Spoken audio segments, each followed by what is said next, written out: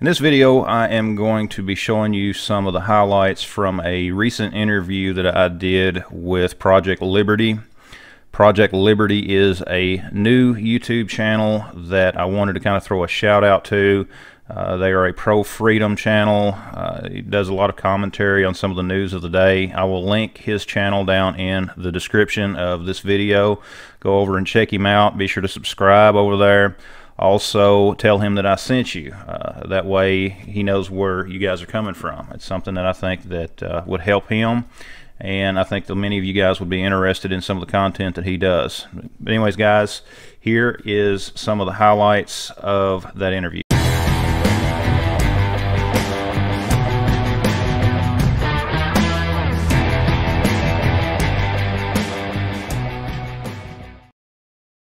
Hey everybody, and welcome back to Project Liberty. Before we get started with tonight's guest, I do want to say if you haven't followed us on Facebook or Parley It, do that. Like, subscribe, and hit the notification bell on YouTube. That really helps us get the word out and spread the word about the channel. Tonight we have a guest. His name's Jason. He runs the YouTube channel Boomstick Tactical, and he lives here in Kentucky as well. We're real big about getting Kentucky boys on here. So, well, Jason, I'm glad you could do this with us tonight. Talk a little bit about your channel and what it is you offer and everything that Boomstick Tactical is. Well, glad to be here.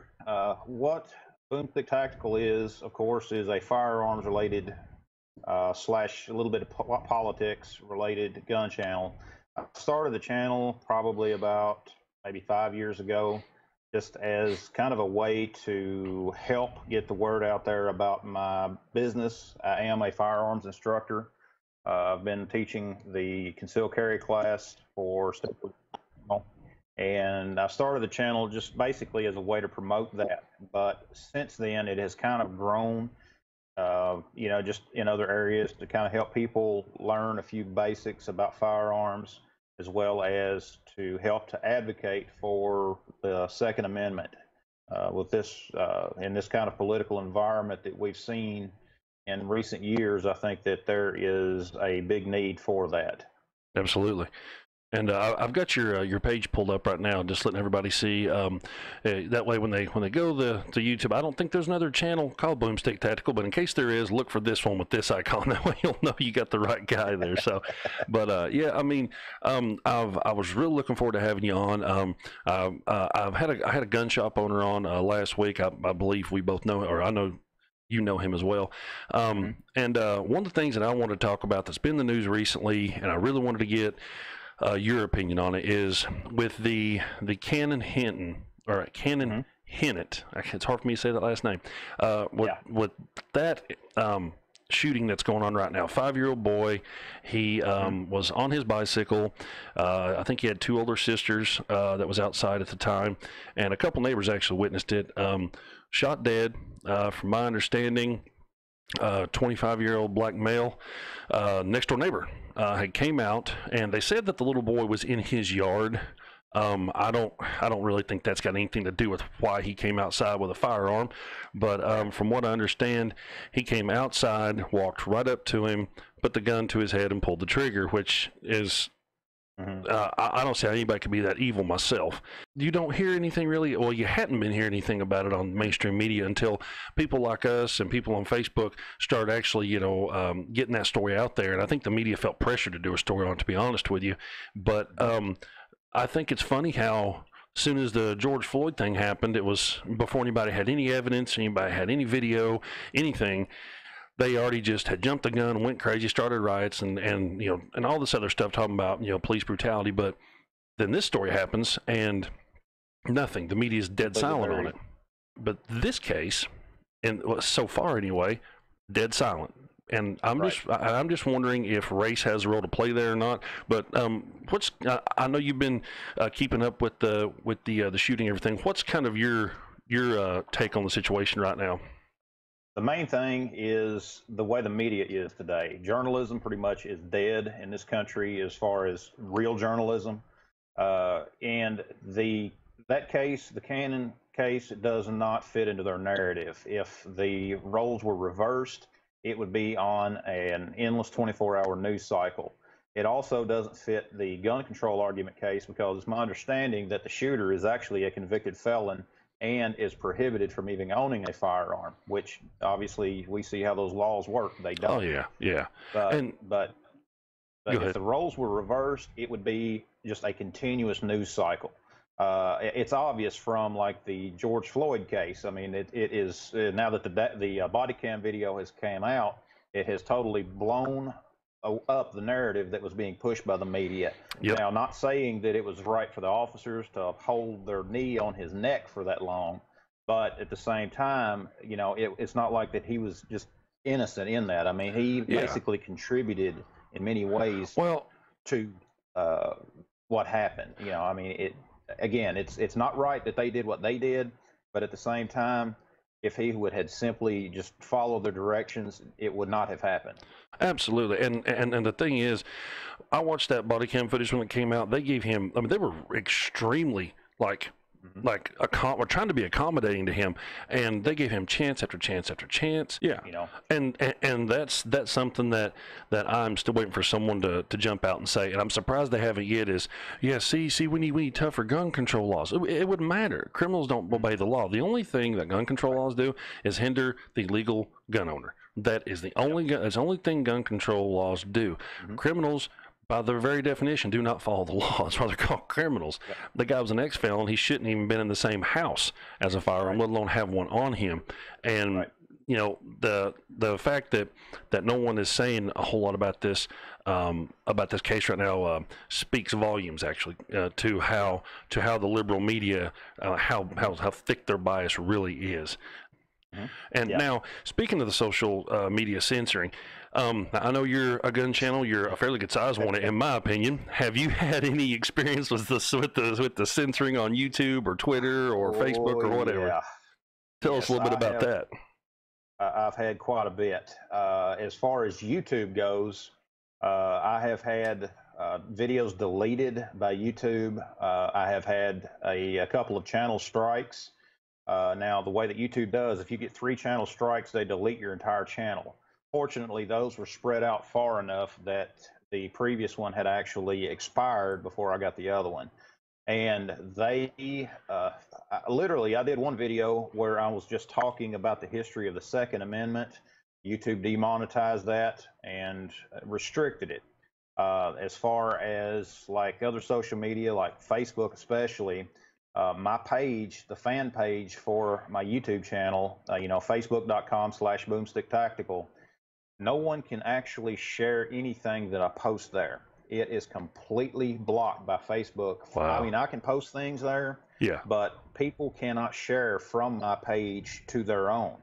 Facebook also blocks me from posting anything from my own website on there, boomsticktactical.com. Literally, it comes back with a warning so that it goes against community standards, and absolutely nothing can be shared from there, from my website to Facebook, Messenger, or anything like that. It's completely blocked. Google, the same from them. I get emails from Google regularly about how that they are restricting my website in search results because it's a firearms-related website. And so, yeah, I'm very familiar with how they do. I think it is absolutely ridiculous. Yeah, that, and well, they've always been really biased, and I mean, it's like I always say, if Google, YouTube, Twitter, and any other thing that's ran like by liberals and things like that, if they didn't have double standards, they wouldn't have any standards. Now, speaking of those protests and those riots, it's kind of funny how the media, like when they had the gun rally in Virginia a while back, there was like 3,000 gun owners or whatever. They were just so freaked out about the guns. But now you see members of Antifa, members of BLM, they're brandishing weapons and they're not saying anything. It's totally fine with them to be packing around ARs, and half of them don't know how to use them. Now, how do you feel about that as a 2A advocate, seeing them go nuts whenever we have our guns? But you see people use them in reckless ways, like with BLM and Antifa, and they say nothing. Yep. Yeah, I think in that situation, basically, history is the perfect example of that very thing. If you go back into history and you look at the Bolshevik Revolution in Russia, you'll see that the first thing that they did was to disarm the citizenry. Hmm. Prior to that, the citizens of Russia were allowed to own firearms. But once the communists, the Bolsheviks got power, that was it. They took up all the weapons. Same in Germany with the Nazis, and just all through these totalitarian ideologies. Venezuela. Yeah, Venezuela, everywhere. And it's not the fact that they don't like guns, it's just that they don't want other people or people that disagree with them Hmm. having guns. That's what it comes down to. It has Yeah. absolutely nothing about, It's has because absolutely nothing if to you do with own gun guns, you control. have a fighting chance. Yep. Yep, exactly. Yeah, They, people that are armed do not easily and willingly load themselves onto cattle trailers headed to, execution camps. I mean, it's that exactly. simple. Like we were talking about with the riots and the protesting, they're right. And I'm sorry, but I don't believe that any of these protests or these riots are to honor George Floyd or for No. Black Lives. It is to loot and Yep. have a reason to break the law and just get away with crap. I mean, Hmm. do you feel kind of the same way about like what's going on in Chicago and in Portland right now? Yep. Yeah, it's obvious that's what it's about. And it's all about, if you'll look out in like Portland and some of these places like that, you have the DAs, the local prosecutors out there, flat out refusing to prosecute people that are going out and destroying property and attacking others. I mean, there's some cases where police officers were assaulted and the local DA would just turn them back loose and say, nope, we're not prosecuting them. That's But at the crazy. same time, what they're doing is they're taking people who try to open their businesses, they're putting them in jail. A case out in St. Louis where you had the McCluskeys out there, literally, where you had an entire mob of people broke into private property and were threatening them. Oh yeah. And of course, Missouri is a castle doctrine state. You have that local prosecutor who refused to prosecute any of those people that broke into their property. Instead, she's trying to prosecute the McCluskeys for trying to protect themselves. But I did want to talk about your thoughts on Joe Biden's VP pick of Kamala Harris. And the reason I'm Yeah. particularly interested in your opinion of her is because last year when she was making her own presidential run, one of the biggest things she was talking about was she likes to call it a mandatory buyback. Yeah. To me, that translates into gun confiscation because mandatory means Yep. you don't have a choice. Okay, and this is just another reason why I don't believe people should be registering a bunch of weapons is because you're going to be on the registry. They're going to know where you're at, what you got, Yep. how many of what you got. Yep. So Yep. knowing how she is about gun confiscation or mandatory buyback, as she likes to call it, Mhm. how do you feel about his VP pick? I think that it again highlights just how far left that the Democratic Party has come at the national level. She obviously, by saying a mandatory buyback, that is just simply saying gun confiscation. There's no way around it. That's just all that it is. And her being out there in California, the left coast, as we know, uh, you see how it is as far as some of the laws and things out there in some of these big cities and things like that. I know that some former neighbors of ours where we used to live they used to live out in California, and they talked about just the outright insanity out there that to own a firearm, you have to have a license to purchase and just all kinds of craziness.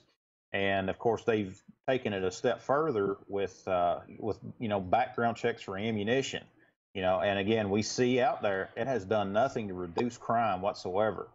Yeah. And as far as her too, another thing about her, if you get into some of her cases, you'll see that there's a lot of times where people that were knowingly and wrongfully charged with crimes that actually went to court in a couple of occasions to suppress evidence that would show that the individual was innocent. I can't remember the case name on that, but I mean, it just goes to show you that she would arrest people for doing drugs, while at the same time she's laughing about doing them herself. And I Yeah. think that speaks volumes to the type of person that she is. And just to give you some of the statistics as far as gun ownership, there was an article I read back in the fall. It was actually just a little after Black Friday. On Black Friday alone last year, You know, everybody goes out and rushes to shop and buying Christmas presents. Just on that one single day, there was enough, according to FBI background checks through the NICS system, there was enough firearms bought on a single day to arm every single United States Marine that there is. You know, that was the article that I seen. And, you know, the sheer amount of guns in this country.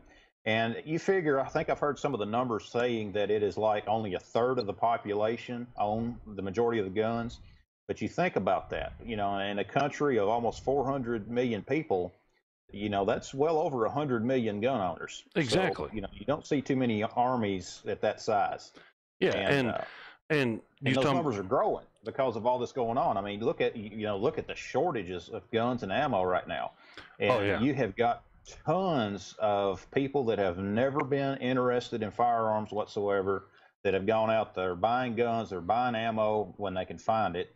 And you know, in my classes, I have had numerous people that are brand new gun owners, and not all of them are conservative. I mean, I've had some of the more, I guess you could say, not liberal, but more moderate people. Yeah, sort of middle of the road.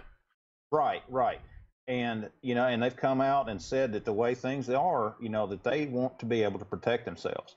I have unboxed brand new, on many occasions, brand new firearms for people. And these people are not necessarily, you know, just your everyday walk of the mill people. I mean, I have had, you know, doctors. I had one lady, her first name is Doctor, you know, that has come to my class, had never been around firearms before. She actually had something happen in her office that my class was just one step in many that she had done just to try to learn to protect herself a little bit better because of an incident that happened in her office.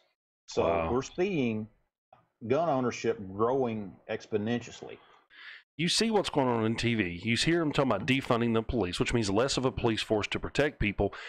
And these city mayors and these state politicians are doing nothing to protect their citizens or the businesses of their citizens. It falls to the citizen themselves to protect what's theirs. That's the whole reason why people are just gobble up guns and ammo the way they do. Now, I saw a video that you done on your YouTube page the other day. I actually think it was just like yesterday or like 2 days ago, where you were talking. You had made a phone call to, I think it was Remington or Winchester or somebody, and you were talking about this ammo shortage and asking them. Now, I have two kids that run around, and it was hard for me to hear it. But if you don't care, can you give us a brief summary of that video of about the ammo shortages and the cause of the ammo shortage? Yeah. Basically, what it was, there's been a ton of different things talking about why ammo is getting so hard to find, especially for certain calibers. So what I did is I actually sat down and decided just to call the manufacturers. So I called Remington. I tried to get through to Winchester, but I had a little bit of trouble getting through to them just because of the wait time and stuff like that.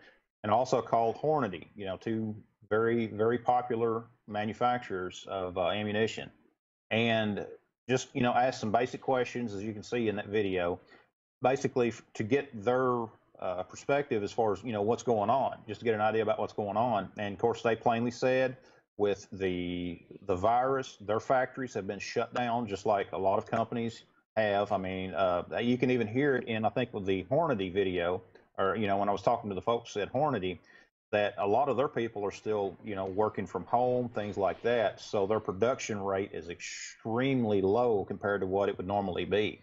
And it's not just the, their factories being slowed down because of the virus, the COVID and all that. And it's also their suppliers. If they can't get raw components, they can't make ammunition. And so, it affects the entire chain of it. And then when you combine that with the fact that you have got a significant increase in new gun owners and in people that are buying ammunition at just ridiculous rates, at ridiculous prices in a lot of cases, I mean, it just is a problem that just compounds on itself. And that's why we're seeing why you can't get some calibers. I mean, try to buy 9mm at any of the shops around. Yeah. But let's tackle the first misconception about AR-15s and other weapons. And for the love of God, Jason, would you please explain to these people there is no such thing as fully semi-automatic? Right. Yeah, an AR-15, a civilian rifle, even though it looks like similar to what the military uses, Yeah, like an M4 it is or something like different. that. There are differences. You know, especially, you know, just like this one here. Now, just to show you that we are being safe, we are clear. You know, just like this one here. This is a semi-automatic firearm. Okay. That means when I press that trigger one time, I get one round expelled from this gun. The internal manufacturing of this. You mean Go that's ahead. not that's not a fully auto flame torpedo firing weapon of war that's aimed at destroying minorities? Are you sure? Nope. Because Nope. that's sure what they say. Yeah, that's what they say. No, Yeah. go ahead and continue. Mm-hmm. Yeah. And if you were to take this firearm apart, the lower, which is what is serialized, this part here, if you were to compare this to one that is used by the military, there's a big difference on the internals. I mean, there's different machining inside here, and you know, because of the select fire and things like that, this is a semi-automatic firearm. One press of the trigger gets you one round. A handgun, such as this one, you know, and again, we are clear. There's no magazine, and we have no round in the chamber. Again, this is a semi-automatic firearm. Is that a One SIG? press of that trigger, one round is expelled. You know, handgun, and technically under the law, this this right here, technically, because of its size and because of this piece of plastic, is classified as a pistol as well. You know, that's another misconception about a lot of these guns. This is actually classified as a pistol. You know, Yeah. of course, one with a longer barrel and a stock would be classified as a rifle, but you know, and that's a whole other video. I mean, I did a video about that a while back. It's Yeah. and the thing is, you know, I know a lot of truck driver friends of mine that carry guns in their trucks. I mean, you go some dangerous places as a truck driver. I've been to about every dangerous place you can think of in this country at one point in time.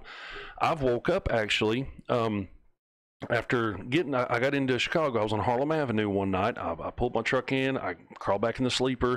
It was real quiet outside. Didn't think nothing of it. Woke up the next morning. Everything was fine, but I looked up and there was a bullet hole through one side of my sleeper and out the other side of my sleeper. And from that day forward, I was real careful about where I parked and whether or not I was armed or not. But that just goes to show that, like with the school shootings, they're like, well, why is it always, well, they're gun-free zones. But Right. Jason, man, thank you for being on. Before we go, I want you to tell everybody exactly how to get how to get to your YouTube, how to get to your Facebook, and any other social media platforms you got, plus your website. Go ahead and give them all that information now. Okay, my YouTube channel is youtube.com/boomsticktactical. My website is boomsticktactical.com, and also on Facebook at facebook.com/boomsticktactical. Usually in my YouTube videos, I'll have all of my social media linked down in the description, so you guys can go and check that out. You can find me there.